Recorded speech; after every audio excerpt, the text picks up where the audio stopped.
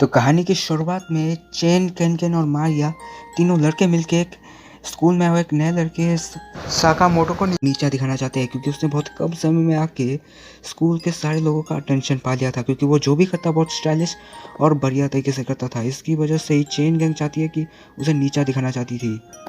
वो लोग क्लास के दरवाजे में डस्टर फिक्स कर देते हैं और फिर वो क्लास के लोग उसे ना कहते कि वो ये सब नहीं करना चाहते थे, पर जैसे ही साकामोटो आता है तभी उस स्टाइलिश तरीके से उस डस्टर को पकड़ लेता है और जिसे देख के सारे क्लास के लोग चेयर अप करते हैं। जब साकामोटो वॉशरूम जाता है तब उसके ऊपर चेन गैंग के लोग पानी फेंक देते हैं और जैसे वो निकलता है तो फिर उसके साथ एक अम्ब्रेला भी होती है, जिसका मतलब ये होता है कि चेन गैंग की ये साजिश फेल हो गई। फिर अगली बार जब साकामोटो क्लास पे आता है तब वो देखता है कि उसकी डेस्क नहीं है।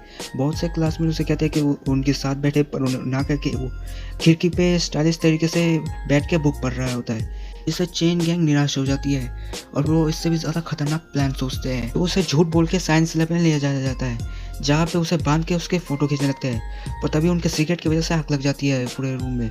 तभी दरवाज़ा भी ब्लॉक हो जाता है। सभी डर जाते हैं पर साकामोटो नहीं, और उसके बाद कुछ ही देर बाद वो साकामोटो के उछलने लगता है। बाकी लोगों को लगता है कि ये शायद आग को रोकने के लिए कर रहा है, इसलिए वो भी करने लगते हैं। पर साकामोटो असल में ये इसलिए कर रहा था ताकि वो नीचे जो टीचर्स है उनको उनकी आवाज़ जाए और वो ठीक कर सके। और जैसे टीचर आते हैं तब वो इस दुर्घटना की जिम्मेदारी अपने ऊपर ले लेता है और फिर वहाँ से चला जाता है। और इसके बाद इस ग्रुप पे जो सोच थी ना साकामोटो के लिए वो बदल जाती है। अगले दिन शीरा क्लास की लड़कियों को खुद की मैगजीन के अंदर खुद की मॉडलिंग की पिक्चर्स दिखा रहा है जिस पे लड़कियों का कोई इंटरेस्ट नहीं है। फिर शीरा को पता चलता है कि सारी लड़कियों का इंटरेस्ट साकामोटो के ऊपर है, तो फिर वो भी सोचता है कि किसी भी हालत में साकामोटो को इंसल्ट करने का, बेइज्जती करने का। तो फिर जब साकामोटो खड़ा होता है जब टीचर के एक सवाल का जवाब देने, तभी वो जब बैठने वाला होता है तभी वो उसकी चेयर खींच लेता है, पर फिर भी साकामोटो बैलेंस करके उसी पोजीशन में स्टाइलिश से बैठ जाता है। पीटी क्लास के भी टाइम पे शीरा उसके ऊपर बहुत सारे बॉल डॉच करता है, पर वो सारे अटैक्स को आराम से डॉच कर लेता है।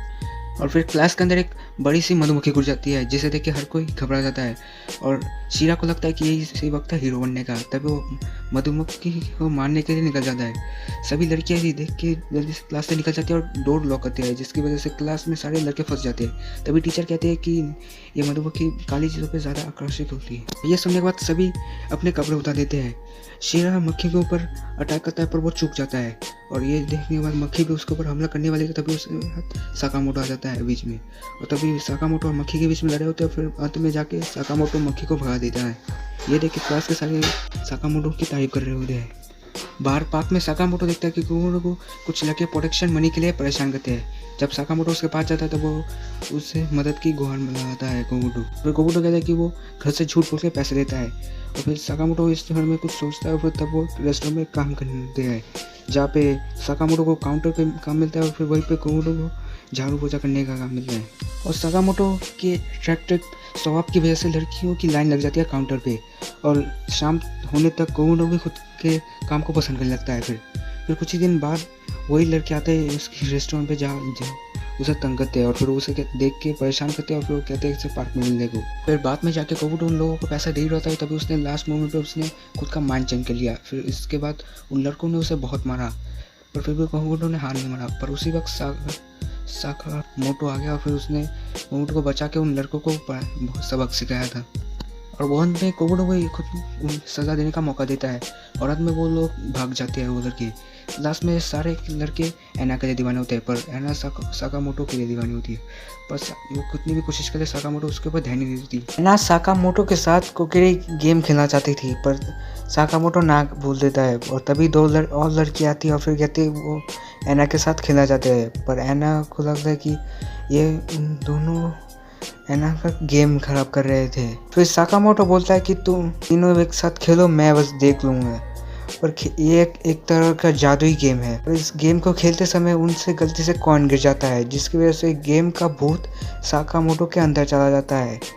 वो लोग रिक्वेस्ट करते हैं कि वो साकामोटो को छोड़ दे, तो उसके जवाब में उसने कहते हैं कि मैं उनके नया आर्च बनाने को कहती है और वो तीनों मिलके एक नया आर्च बनाती है और फिर वो भूत साकामोटो के शरीर से चली जाती है और वो तीनों दोस्त बन जाते हैं। उस समय तो यह साकामोटो का प्लान था, वो इतनी देर से एक्टिंग कर रहा था ताकि वो दोस्त बन जाए। स्कूल में सीनियर स्टूडेंट जूनियर्स की रैवलिंग करते हैं वो जूनियर्स से सारा काम करवाते हैं और फिर उनसे खाना भी मंगवाते हैं। उनमें से एक सीनियर स्टूडेंट साकामोटो से भी काम करवाता है।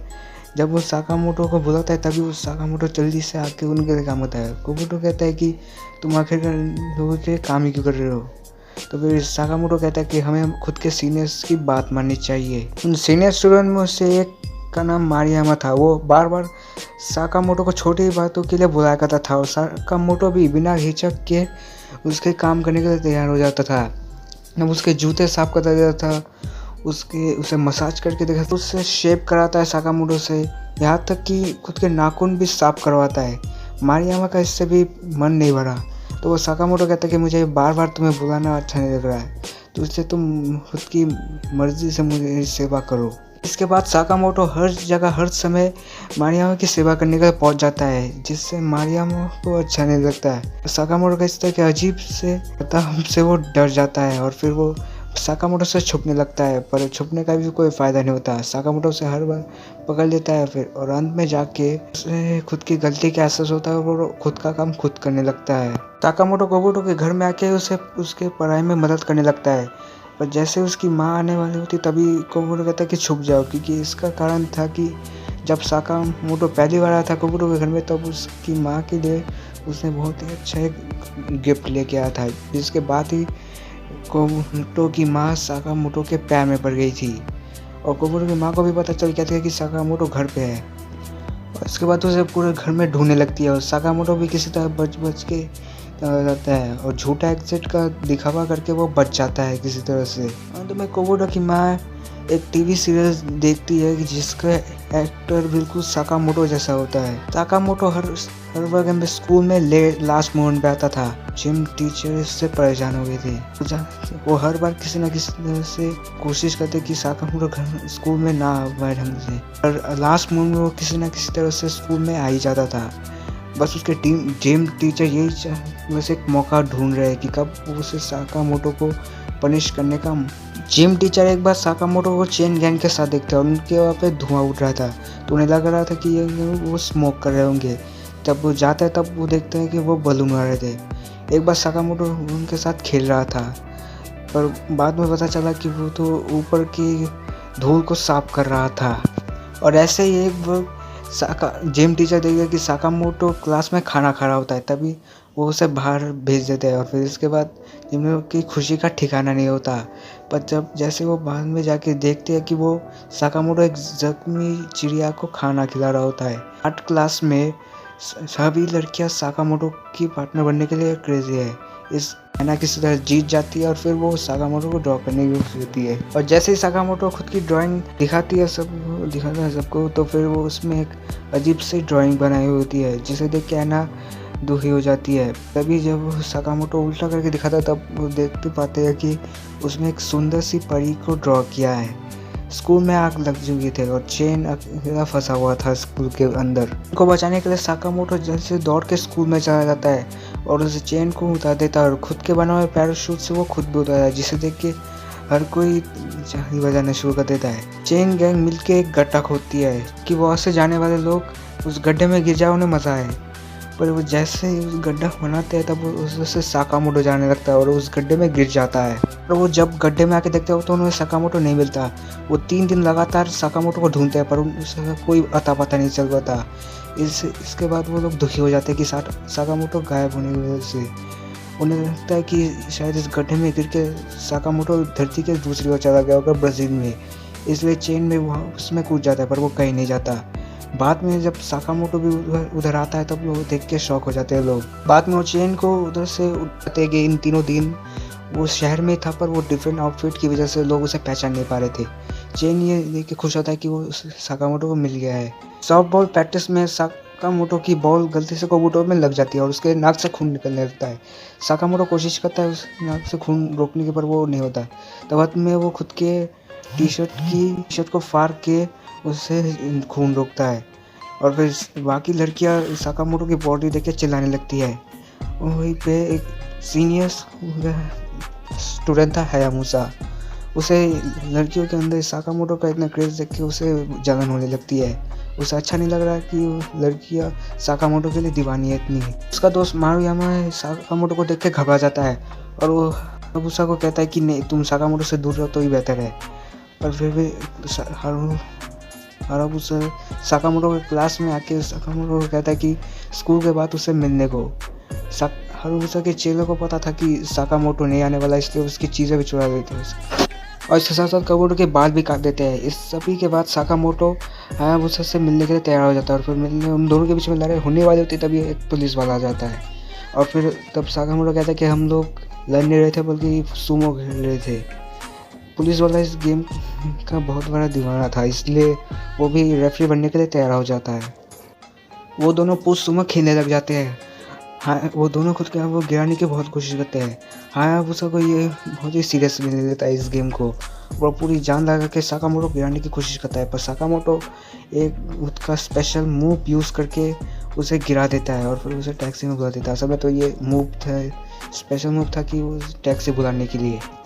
और उसके बाद वो लोग साकामोटो से माफ़ी मांगते हैं, पर साकामोटो कहता है कि मुझसे नहीं बल्कि काबुटो से माफ़ी मांगो। फिर वो कुछ सब्जियाँ फिर चीज़ें लेके काबुटो के घर जाके उसे माफ़ी मांगते हैं और फिर कि ये किस्सा भी यहीं पे ख़त्म होता है। साकामोटो की क्लास में एक लड़की उसे पसंद करती है बहुत और वो छुपके छुपके साकामोटो की फ़ोटो खींचती है। एक दिन वो यही फ़ोटोज़ देख रही थी, तभी उसे साकामोटो के पास में एक आत्मा दिखती है। फिर वो साकामोटो को ये चीज़ बताना तो चाहती थी, पर वो बता नहीं सकती क्योंकि भाई उसे पता चल जाता था। फिर वो छुपके छुपके उसकी फ़ोटो खींचती है, तभी वो आत्मा उसके वो साकामोटो के बीच में एक फेंक देता है। पर साकामोटो उस दोनों के बीच में भी स्टाइलिश तरीके से जा रहा होता है। तभी वो लड़की साकामोटो से एक बार पूछती है कि क्या तुम्हें कुछ अजीब नहीं लगता, महसूस नहीं होता है? तो साकामोटो इसके जवाब में कहता है कि नहीं, मुझे कुछ भी अजीब नहीं लग रहा। तभी बाथरूम से कुछ अजीब आवाज़ आने लगती है। तब फिर वो दोनों जाते हैं, तभी साकामोटो को उस बाथरूम में कुछ बाल दिखते हैं। वो बाल मिलने के बाद साकामोटो जल्दी से दौड़ के काबुटो के पास जाता है और उस बालों को काबुटो के सर में लगा देता है ऐसे एक्सटेंशन। वो लड़की काबुटो से पूछती है कि क्या सारी चीज़ें साकामोटो को बारे में बताती है उस काबुटो को। और फिर काबुटो कहता है कि साकामोटो के लिए हर चीज़ नॉर्मल है और वो कहते हैं कि तुम्हें इस बारे में साकामोटो से बात करनी चाहिए। वो लड़की बाद में जाके जब साकामोटो से देखती है तो वो एक गेम खेल रहा होता है और जब वो फ़ोटो खींचती है तब वो देखती है कि वो आत्मा साकामोटो को बैलेंस करने में मदद कर रही थी। फिर जाके वो जल्दी से दुकान में जाकर प्रिंट आउट करके साकामोटो को ये दिखाने चली जाती है। फिर वो जब साकामोटो को दिखाती है और बताती है कि तुम्हारे पीछे एक आत्मा पड़ी हुई है जो तुम्हारी हर वक्त मदद करती है। और फिर साकामोटो उस लड़की को शुक्रिया कहता है। फिर वो कुछ खुद के मुंह के प्रिंट आउट निकालने लगता है। वो फोटोकॉपी के माध्यम से उस लड़की को थैंक्स कहती है और इसके बाद ही सारे कॉपीज उड़ने लगते हैं और फिर जो काबुटो के जो वो बाल थे वो भी उड़ जाते हैं। फिर उस दिन के बाद से साकामोटो के पास में कोई भी आत्मा नहीं दिखती है। चेन गैंग को शॉप में 18+ सेक्शन में जाने की अनुमति मिली नहीं थी क्योंकि वो लोग 18 नहीं थे। तभी उन्हें साकामोटो दिखता है और तब वो एक खुराफाती आइडिया लगाते हैं। वो साकामोटो जो ढूंढ रहा था वो उसे ला के देते हैं और उसकी जगह पे डील करते हैं कि तुम हमारे लिए 18+ सेक्शन में जाके बहुत सारे मूवीज़ लेके आओ। थोड़ी देर बाद वो बहुत सारे अडल्ट मूवीज़ लेके आता है, पर तभी कुछ लड़कियाँ उसके पास आ रही थी और वो जल्दी से उन अडल्ट मूवी को छुपा देता है, उन अडल्ट मूवीज़ को छुपा देता है। और तभी उसके बाद जाके वो शॉपकीपर से खरीदने जा रहा होता है, पर शॉपकीपर को साकामोटो को देख के लगता है कि वो अडल्ट नहीं है और वो सब ये सब खरीद रहा है। तभी वो साकामोटो से बहुत सारे सवाल करता है, पर साकामोटो इस तरह से जवाब देता है कि उसे लगता है कि और यही सोच के फिर वो निकलने मजबूर है। साकामोटो उन सीरीज़ को निकालने में सक्सेसफुल होता है। चेन गैंग को बाद में जाके इस चीज़ के लिए बुरा लगता है और फिर वो सारे सीरीज़ को फेंक देती है। स्कूल में हीरा कुछ स्टूडेंट्स के साथ मिलकर साकामोटो को रेस में हराने की सोचते हैं। तभी वो ब्रेड रेस में उसकी ब्रेड को जिनसे बहुत ज़्यादा बांध देते हैं ताकि वो निकाल ना पाए और फिर ऐसा ही होता है। जब साकामोटो रेस के बाद जब साकामोटो ब्रेड नहीं निकाल पाता और फिर वो उसी में झूल जाता है, फिर वो किसी तरह से घूम के खुद के ब्रेड को निकाल देता है और वो दूसरे आदमी को दे देता है जो खुद के ब्रेड को नहीं निकाल सकते थे। नेक्स्ट गेम में साकामोटो को सबसे ऊपर जाना होता है, पर शीरा और उसके कुछ स्टूडेंट्स मिलके कोशिश करते हैं कि साकामोटो नहीं हिल पाए और वो बार बार हिलते हैं। पर साकामोटो भी इस तरह से पोस्ट मारता है कि सारी लड़कियां उससे देख के पागल हो जाती है और उसके नज़दीक आने की कोशिश करती है। शीरा के जो बाकी सारे लोग थे वो लोग हार मान लेते हैं, पर शीरा हार नहीं मानता अगले गेम में वो साकामोटो के दोनों लेसेस बांध देता है जूतों की और इससे वो गिर जाता है, पर इस चीज़ का भी उसके ऊपर कुछ फ़र्क नहीं पड़ता और वो चीते की रफ्तार में दौड़ता है और वो रेस जीत जाता है। स्कूल में कल्चरल प्रोग्राम होता है, सभी लोग खुद इस चीज़ की तैयारी कर रहे होते हैं और यहीं पे हायाबुसा और उसकी टीम भी इस चीज़ के लिए तैयार होते हैं। तभी चेन कहता है कि उन्हें हम साकामोटो को ही बुला दे। साकामोटो का नाम सुन के मारियामा घबरा जाता है, वो नहीं चाहता कि साकामोटो यहाँ पे आए। हायाबुसा को वो पसंद है, पर तभी एक लड़का आता है जो कि उनका सीनियर होता है और उनका लीडर भी होता है। उसका नाम फ्यूकस है, वो शहर से बाहर था और अभी जब वो आया तब वो साकामोटो के बारे में पूछता है, पर कोई भी कुछ नहीं बोलता है, जिसकी वजह से वो सभी को बुली करता है। यहाँ पे क्लास में लड़कियाँ कल्चरल प्रोग्राम के लिए तैयारी कर रहे होते हैं, पर कुछ कामचोर लड़के इस उनके अफेयर्स का मजाक उड़ाते हैं और उनका मोरल डाउन करे। तभी ये सब साकामोटो देख रहा होता है और फिर वो आगे आके डेकोरेशन की खूबसूरती को निखार देता है। इसे देख के सारी लड़कियाँ एक्साइटेड हो जाती है और वो लड़के शर्मिंदा होते हैं। वो कामचोर लड़के बाहर बैठे ही थे कि तभी फ्यूकस आ जाता है और तभी उन लोगों को एक आइडिया देता है। फिर अगले दिन जब वो क्लास में जब लड़की आके देखती है तो फिर सारा डेकोरेशन का काम खराब हो चुका होता है और इन सभी की जिम्मेदारी वो कोई साकामोटो के ऊपर दे देता है। फिर ये के बाद हर कोई साकामोटो के पीछे पड़ रहा होता है क्योंकि उसके पोस्टर में लिखा हुआ था कि जो भी साकामोटो को पकड़ेगा उससे इनाम मिलेगा। साकामोटो उनसे बच के एक थिएटर में चला जाता है, पर वहाँ पे भी वो पकड़ा जाता है। तभी उन लोग उन्हें साकामोटो को पकड़ नहीं पाते थे कि तभी हायाबुसा और उसकी टीम आ जाती है और उन सभी को भगा देती है। फिर हायाबुसा साकामोटो को बताती है कि फ्यूकस हमारा सीनियर है। वो स्कूल में आके ऐसी की चीज़ें करता है कि जिससे उसे जो टारगेटेड स्टूडेंट है वो स्कूल छोड़ के जाए और इस बार उसका टारगेट तुम हो साकामोटो। फिर साकामोटो जब क्लास में आता है तो फिर वो कामचोर लड़के साकामोटो के खिलाफ लड़कियों को बाकी लोगों को भड़काना शुरू कर देते हैं। इसके बाद साकामोटो इस क्लास के बाहर जाता है और फिर वो फिर से आता है क्लास में। उसके बाद साकामोटो आके उन सारे लड़कों को एक्सपोज कर देता है और फिर वो कहते हैं कि सारे दोषी वही है। इसके बाद सारे लड़के डेकोरेशन खराब करने लगते हैं। इसके बाद साकामोटो खुद की बुद्धि का यूज़ करके सारे लड़कों को सबक सिखा देता है और फिर बाद में जाके वो लोग मान जाते हैं कि हाँ उन्होंने ये सब किया था। फिर वो लोग मिलकर काम करना लग जाते हैं। रिजल्ट का दिन आता है और फिर कोबूटो के गेट्स बहुत ज़्यादा अच्छे आए होते हैं इस बार। तो टीचर कोबूटो की माँ को कहती है कि शायद ये साकामोटो के साथ रहने का नतीजा है, जिसकी वजह से आपकी कोबूटो के गेट्स बहुत अच्छे आए हैं इस बार। ये सब सुन के कोबूटो की माँ के लिए साकामोटो के लिए प्यार बढ़ जाता है। अगले दिन कोबूटो को जुकाम आया होता है, जिसकी वजह से वो नहीं जा सकता था स्कूल। इस चीज़ का फ़ायदा उठाती है कोबूटो की माँ और वो भेस बदल के कोबूटो बन के स्कूल में चली जाती है ताकि वो साकामोटो से मिल सके और वो साकामोटो उसके साथ भागने लगता है। जब पीटी क्लास होती है तब वो और साकामोटो दौड़ने लगते हैं, पर कोबूटो की माँ ज़्यादा दौड़ नहीं पाते, वो ग्राउंड में गिर जाती है। इसके बाद जब वो लोग ड्रेस चेंज कर रहे होते हैं तभी हर कोई हैरान हो जाता है कि कोबूटो के बड़े बड़े चेस्ट देख के, और वो सभी कोबूटो के चेस्ट को छूने लगते हैं। उनको लगता है कि वो कोबूटो है, पर साकामोटो ये सब भाप लेता है कि वो कोबूटो नहीं उसकी माँ है और वो किसी तरह से उन्हें छुपा हुआ के उनके ड्रेस चेंज कर लेती है। और इसी बीच में कोबूटो की माँ को ड्रेस चेंज करने का मौका मिल जाता है और फिर उन्हें रियलाइज़ होता है कि वो ये गलत कर रहे हैं। उनका ध्यान उनके परिवार पर होना चाहिए। वो फिर इसके बाद वो घर चले जाते हैं और फिर वो कोबूटो का ख्याल रखने लगती है। एक दिन हायाबुसा साकामोटो के पास आके साकामोटो से रिक्वेस्ट करता है कि वो फ्रेंच खाने के स्टाइल को उसे सिखाए, पर साकामोटो कहता है कि इतने कम समय में यह सीखना बहुत ही मुश्किल है। फिर वो प्लान बनाते हैं कि हायाबुसा के ब्लर प्लेजर के पीछे साकामोटो छुप के खाने की एक्टिंग करते हैं। ये इसलिए था क्योंकि हायाबुसा के पापा खुद के नए पार्टनर के साथ गुड इम्प्रेशन रखना चाहते थे। इसमें हायाबुसा को भी शामिल होना था। साकामोटो और हायाबुसा मिलकर खुद के काम बहुत अच्छे तरीके से करते हैं। फिर डिनर के बाद हायाबुसा खुद के पापा को खुद के नए पर अकेले छोड़ देती है, लेकिन कुछ ठग उन्हें पकड़ लेते हैं और फिर हमें बाद में पता चलता है कि वो ठग और पार्टनर एक साथ मिले हुए थे। फिर बाद में हायाबुसा और साकामोटो मिलके उन दोनों को पीट के और डरा के भगा देते हैं। विंटर आ चुकी है और फिर साकामोटो कहता है कि उससे पहले कभी भी उसने बर्फबारी नहीं देखी थी। ये सब चेन सुन लेता है और फिर वो उसे बर्फ के साथ खेलना सिखाता है। चेन उसे स्नो बॉडी मेकिंग सिखाता है और स्नोमैन बनाना भी सिखाता है। साकामोटो ये सब बहुत जल्दी सीख लेता है और साकामोटो चेन से भी अच्छा स्नोमैन बना देता है, जिससे चेन को जलन होने लगती है। तभी वहाँ पे फोकस आता है, फिर चेन को कहता है कि तुम और साकामोटो एक 1v1 स्नो बैटल करो। कि ये इसलिए था ताकि चेन की इज्जत उसे वापस मिल सके और साकामोटो इस चीज़ के लिए रेडी हो जाता है और फिर उन दोनों के बीच में लड़ाई होती है, पर साकामोटो के स्किल्स की मदद से आराम से बच जाता है और फिर चेन को ऐसे ही सकामोटो हमला करता है पर चेन कुछ कर ही नहीं पाता और वो शर्मनाक तरीके से हार जाता है। वो शर्मिंदा होकर रोने लगता है। क्लास में अगले दिन सभी लड़कियां साकामोटो की फोटो देख के खुश रही थी कि तभी चेन को उसकी कल की हार याद आती है। डिप्रेस रहने लगता है और वो खुद के दोस्तों के साथ भी बात नहीं करता। तभी खुद की पुरानी फोटोज देख ही रहा होता है, तभी वहाँ पे फोकस आता है और उसे साकामोटो के खिलाफ भड़काता है। फेयरवेल के दिन फेयरवेल स्पीच देने के लिए साकामोटो को बुलाया जाता है।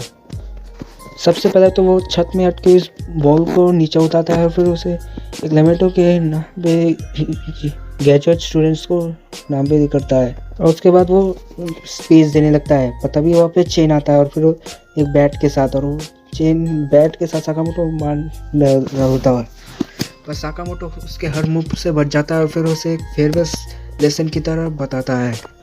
चेन के सारे हमले नाकाम हो जाते हैं पर वो सडनली उसके बाद वो गिर जाता है पर साकामोटो उसे पकड़ लेता है। चेन कहता है कि उसे छोड़ो और वो बार बार बैट को हिलाने लगता है पर फिर भी साकामोटो उसे नहीं छोड़ता और उसे बहुत चोट लगी हुई होती है साकामोटो को, और उसे साकामोटो चेन को नहीं छोड़ता और फिर उसे बचा लेता है। और फिर इसी बीच में उसका स्पीच भी हो जाती है। लोगों को लगता है कि ये बस एक एक्ट था स्पीच के लिए और वो लोग खड़े होकर ताली बजाने लगते हैं। तब उस ग्रुप को जब ये पता चलता है तब वो समझ जाते हैं कि ये फ्यूकस का ही काम था जो कि जिसने चेन को ये सब करने को मजबूर किया था। वो उसे सबक सिखाने ही वाले थे। तभी वो साकामोटो कहता है कि चिंता मत करो, मेरे पास एक प्लान है फ्यूकस को सबक सिखाने का और ग्रेजुएट करके यहाँ से निकालने का। फिर वो लोग ग्रेजुएट सेरेमनी में फ्यूकस के साथ ऐसा एम्बैरेसिंग मूवमेंट करते हैं कि जिसकी वजह से फ्यूकस शर्मिंदा हो जाता है और फिर वो कभी भी वापस नहीं आता। इससे फ्यूकस की कहानी भी यहीं पे ख़त्म हो जाती है और इसी तरह से दिन बीतते जाते हैं और आखिर में साकामोटो को भी एक लास्ट दिन आ जाता है स्कूल का। और फिर क्योंकि उसे एक स्पेस डेवलपमेंट एसोसिएट से काम का ऑफर मिला है, जिसकी वजह से ये उसकी जाने के भी लोग दुखी हो जाते हैं। और फिर उसके दोस्त उसे एक वाई करने के लिए फेयरवेल के लिए फाइट करने लगते हैं। साकामोटो सारे डॉज करके सभी के मुंह पे फेंक देता है और फिर वो अंत में जाने लगता है क्लास में। उसे जाते हुए देख उसके सारे दोस्त रोने लगते हैं और यहीं पे ये एनिमे भी ख़त्म होता है। आपको यह वीडियो कैसा लगा हमें ज़रूर बताएं कमेंट सेक्शन में, और भी इस तरह के और भी एनिमे एक्सप्लेनेशन के लिए सब्सक्राइब करें हमारे चैनल को।